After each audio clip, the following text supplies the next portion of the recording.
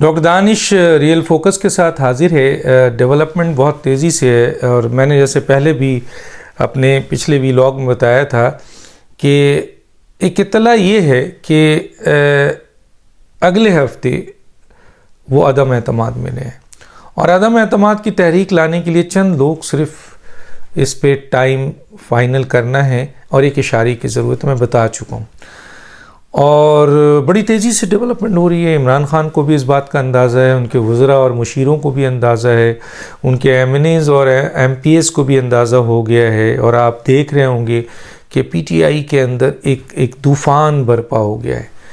और इमरान खान साहब जिस तरह अपने लोगों के साथ बिहेव कर रहे हैं, अब तो उनके ये जो 10 लोगों को परफॉर्मेंस का दिया है इसके बुनियाद पे तो 42 वज़ीर जो बड़े सीनियर तरीन वज़ीर है, जिनकी बड़ा नाम रहा है पाकिस्तान में, काम करते रहे हैं, उनको उठाकर डस्टबिन में फेंक दिया है। तो अब जाहिर है एहतजाज उनकी तरफ से भी निकल आया और क्रिटिक्स सामने आ रही है, खुल के सामने आ रही है। इमरान खान साहब ये जो परफॉर्मेंस 10 रिपोर्ट्स है देना है, ये कोई आज तक किसी भी जगह सुना आपने?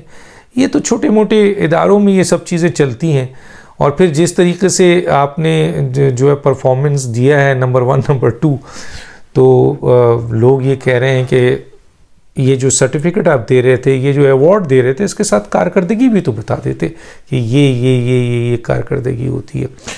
और आप देख लें, नोबेल इनाम दिया जाता है तो कारकर्दगी बताई जाती है। पाकिस्तान में जो इनामात दिए जाते हैं, सिविल अवार्ड दिया जाता है या तमगे दिए जाते हैं, तो उससे पहले अनाउंस किया जाता है कि आपकी ये कारकर्दगी, और वो सब सॉलिड होती है, प्रूफ होती है, सर्टिफाइड होती है।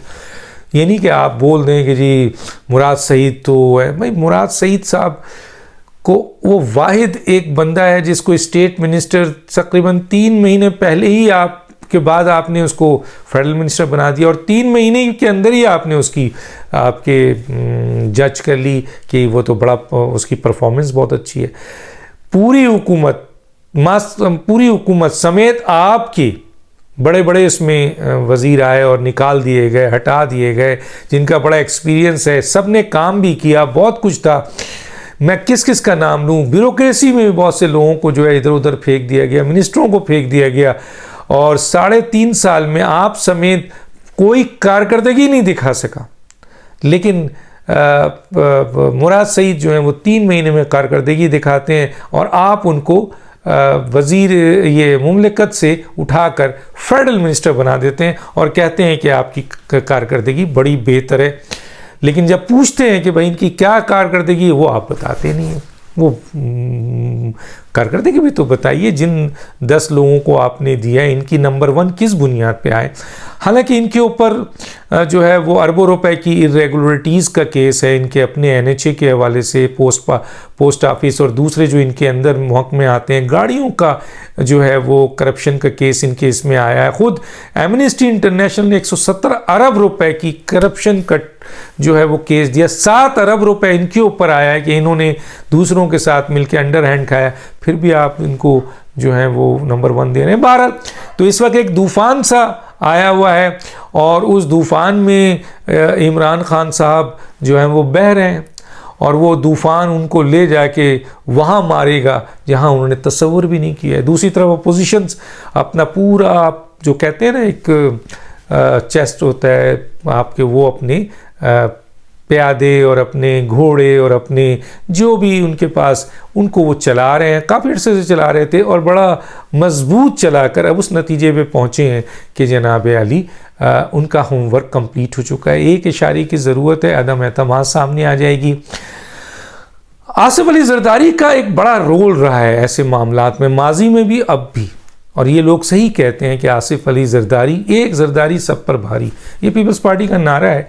और जब जरदारी साहब इस किस्म के कामयाब इवेंट्स कर देंगे जिसमें शहबाज शरीफ के घर भी चले जाएं और उनको राज़ी भी कर लें और PMLN को भी राज़ी कर लें, नवाज़ शरीफ को भी राज़ी कर लें, मौलाना फजल रहमान को भी राज़ी कर लें अदम एतमाद पे, और दूसरों को भी, और इस मुल्क की इस्टेब्लिशमेंट को भी राज़ी कर लें, तो भाई फिर तो कहा जाएगा कि जरदारी, एक जरदारी सब पर भारी। बहरहाल तो आसिफ अली जरदारी का ये बड़ा काम रहा, और फिर ये ऑफ़र भी दी गई है ख़ास तौर पे जहांगीर तरीन को और परवेज़ इलाही के लोगों को कि जो कौमी हुकूमत बनेगी उनमें आपका एक बड़ा हिस्सा होगा, आप काम करेंगे उसमें, आप एक सियासी जमातें हैं। जहांगीर तरीन को तो बड़ी ऑफ़र ये है कि जी अब आप तो सियासत में दोबारा आ जाएंगे हमारी हुकूमत में, इसलिए कि तायात नाइली के हवाले से आइनी और कानूनी सारे तकाजे पूरे हो रहे हैं। सुप्रीम कोर्ट बार एसोसिएशन चली भी गई है सुप्रीम कोर्ट में, और ये तायात नाइली गैर आइनी गैर कानूनी है, तो इसमें हुकूमत पार्टी नहीं बनेगी, चुनांचे आपको रिलीफ मिलेगा और फिर आप दोबारा सियासत कीजिएगा, और आपके लोगों को एक अहम मुकाम भी मिल सकता है, प्रोविंशियल में भी है। हालांकि जहांगीर तरीन को पीपल्स पार्टी ने ऑफर दी है कि आप हमें ज्वाइन कर लें। पीपल्स पार्टी ने जहांगीर तरीन को ऑफर दी है कि आप और आपके जितने लोग हैं वो हमें ज्वाइन कर लें, आपको हम बेहतरीन पोजीशन देंगे, और हुकूमत में भी और पार्टी में भी। तो जहांगीर तरीन साहब के लिए कुछ और लोग कुछ और सोच रहे हैं, कुछ कहते हैं कि जहांगीर तरीन पीएमएलएन में जाना चाहते हैं। पीएमएलएन में अगर जहांगीर तरीन जाना चाहते हैं तो उसकी क्या वजूहत है? देखें, पंजाब में पीएमएलएन बहुत मजबूत जमात है, तो जाहिर है कोई भी एक ग्रुप वो आपके साउथ पंजाब का हो, वो यही चाहेगा कि सेंट्रल पंजाब और पूरे पंजाब और ख़ास तौर पर पाकिस्तान की सबसे बड़ी सियासी जमात का वो हिस्सा बने। लेकिन बहरहाल उनको एक बड़ी ऑफ़र है, और हुकूमत में भी परवेज़ इलाही और चौधरी शुजात साहब तो हमेशा गिला करते रहे इमरान खान से कि 2 मिनिस्ट्री दी है, मोनस को आप नहीं देते हैं। वो कहते थे मोनस करप्ट है, नैब ने उसको करप्शन भी किया, हालांकि नैब उस सिलसिले में कुछ नहीं कहता था। लेकिन इमरान खान आखिर ये झगड़ा होते होते मोनस को दे ही दिया गया, क्योंकि जब इमरान खान को ये नज़र आया कि अब इक़्तिदार जा रहा है तो उन्होंने कहा लो भाई मोनस तुम करप्ट ही हो, लेकिन हम तुम्हें मिनिस्ट्री दे रहे हैं। तो और मजबूरी देखिए परवेज़ इलाही और चौधरी शुजात की कि वो एक लम्हे इमरान के साथ खड़ा होना नहीं चाहते। मैं दावे से कहता हूँ कि चौधरी शुजात और परवेज़ इलाही, मोनस इलाही एक लम्हे तारिक चीमा इमरान खान के साथ खड़े होना नहीं चाहते हैं। लेकिन कुछ दोस्तों के जब इशारे होते हैं, कुछ दोस्तों का कहना होता है, PMLQ, फंक्शनल, MQM अब उसी रास्ते पे चलती है। तो बहरहाल जब छोड़ा जाता है तो वहाँ ये सब बातें आती हैं। तो अब तो शहबाज शरीफ और चौधरी परवेज़ इलाही और शुजात का जो है वो सिलसिला है, टेलीफोनिक कन्वर्सेशन हो चुका है। पीपल्स पार्टी के हवाले से उनको बड़ी ऑफ़र भी दी जा चुकी है। MQM को भी हालांकि उनकी ज़्यादा सीट नहीं है, लेकिन फिर भी इस वक्त वही 7 सीट इमरान खान को वज़ीर आज़म बना के इतने अरसे रखी, अगर उन्होंने खींच ली तो गिर जाएगा। तो बड़ी लेन देन की बात है, बहुत कुछ देने को है, कौमी हुकूमत का सिलसिला है। लेकिन कौमी हुकूमत का वज़ीर आज़म कौन होगा, ये एक सवाल है। लेकिन जैसे मैंने कहा कि आसिफ अली जरदारी बनना चाहते हैं, नवाज शरीफ और PMLN और मौलाना फजल रहमान वक्ती वजारत उज़्मा उनको देने को तैयार हैं, लेकिन इस्टेब्लिशमेंट जो है वो आसिफ अली जरदारी के बजाय किसी और पीपल्स पार्टी के मेंबर को, या फिर सबसे स्ट्रॉन्ग सपोर्ट इस्टेब्लिशमेंट की शहबाज शरीफ को है। अब शहबाज शरीफ को अगर नवाज शरीफ इजाज़त देते हैं तो कल वज़ीर आज़म बनेंगे, और पीपल्स पार्टी को भी कोई एतराज़ नहीं होगा। पीपल्स पार्टी को उसका एक बहुत बड़ा हिस्सा मिलेगा, और पीपल्स पार्टी को इन क्राइसिस और इन केसेस से निजात मिलेगा, और मुल्क को भी मिलेगा और आवाम को भी मिलेगा। तो शहबाज शरीफ का आना सिर्फ PMLN का और नवाज शरीफ का यही एक वो है कि 8 महीने की हम क्यों लें, हम पूरी की पूरी हुकूमत क्यों नहीं ले। जब 8 महीने बाद या 9 महीने बाद ये असम्बली डिज़ोल्व की जाएगी तो जनरल इलेक्शंस में फिर शहबाज शरीफ वज़ीर आज़म बन जाए।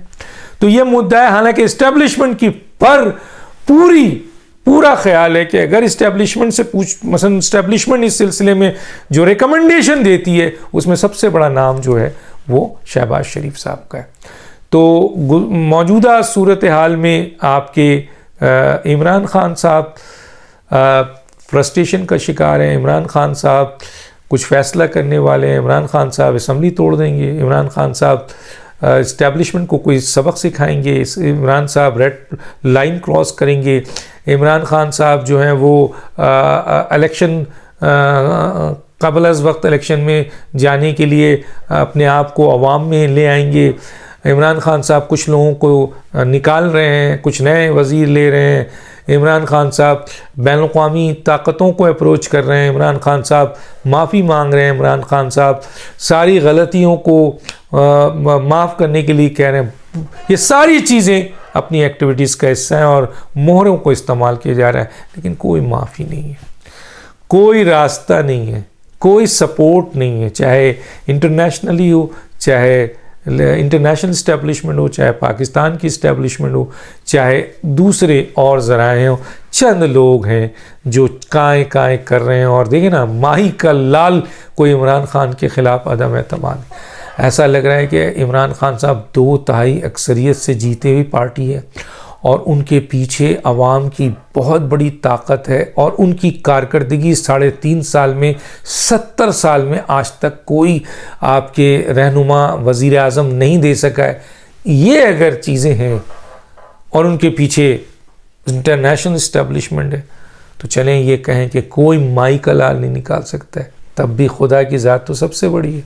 ये तमाम चीज़ होने के बावजूद, लेकिन यहाँ तो ना कारकर्दगी है, ना यहाँ आवाम इनके साथ हैं, ना इनके अपने लोग इनके साथ हैं, ना इनकी इस्टेब्लिशमेंट इनके साथ अब खड़ी है, ना इंटरनेशनल इस्टेब्लिशमेंट इनके साथ खड़ी है। तो किस बुनियाद का माई का लाल भाई, ज़रा बता तो दें, वजाहत तो कर दें, हमें भी बता दें कि माई का लाल तो उस वक्त बोला जाता है जब इमरान और 7 वोट से तो टिके हुए हैं, एक इत्तेहादी हटता है, इमरान खान गिरते हैं और उनके वज़ीर इत्तलात कहते हैं कि इमरान खान के ख़िलाफ़ कोई माई का लाल अदम एतमाद की तहरीक नहीं ला सकता।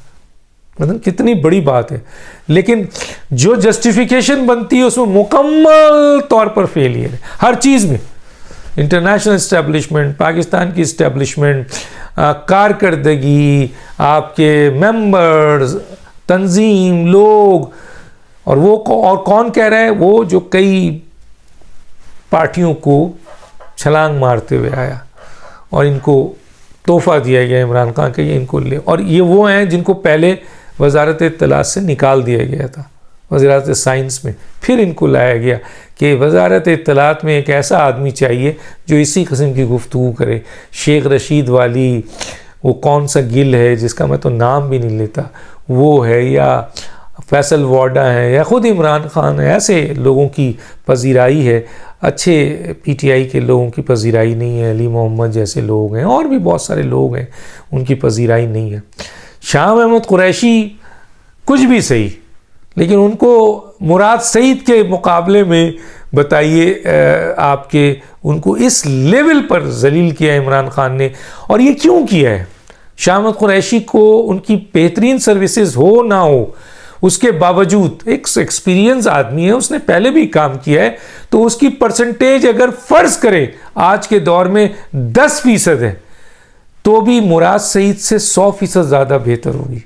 लेकिन आप मुराद सईद के मुकाबले में शाह महमूद कुरैशी को और 52 और बहुत सारे सीनियर लोग हैं, बहुत बड़े बड़े नाम हैं जो वजारत में हैं। मेरा ख्याल है उन तमाम वज़ीरों को शर्मिंदा होना चाहिए कि इतनी ज़्यादा जलील किया है इमरान खान ने उनको, और इतने ज़्यादा आपके बेइज्जत किया है ऐसे चंद आपके लौंडे तरीक़े के वज़ीर को, जिनको 3 महीने के अंदर वजारत मुमलिकत से वज़ीर आपके फेडरल मिनिस्टर बना दिया गया, और तमाम करप्शन और क्राइम की चीज़ें इस्टेब्लिश होने के बावजूद उनको नंबर 1 दिया जाता है। तो मेरा ख्याल है बकिया 42 वज़रा में अगर थोड़ी सी भी गैरत है तो उनको इस्तीफ़ा दे देना चाहिए। ये मैसेज है मेरा, क्योंकि जब शाह महमूद कुरैशी के मुकाबले में मुराद सईद नंबर 1 आएंगे, तो फिर शाह महमूद कुरैशी के लिए या आपके परवेज़ खटक के लिए या और जितने सीनियर वज़रा हैं उनके लिए शर्म का मुकाम है। और उनको चाहिए कि इमरान खान ने उनको जिस तरह इस तकरीब में, इस जगह पर इस एवॉर्ड देकर जलील किया है, उनका फ़र्ज़ ये है कि कम अज़ कम अपनी इज़्ज़त का भरम रखते हुए इस्तीफ़ा ही दे दें। तो दानिश को याद दीजिए। अल्लाह हाफ़िज़।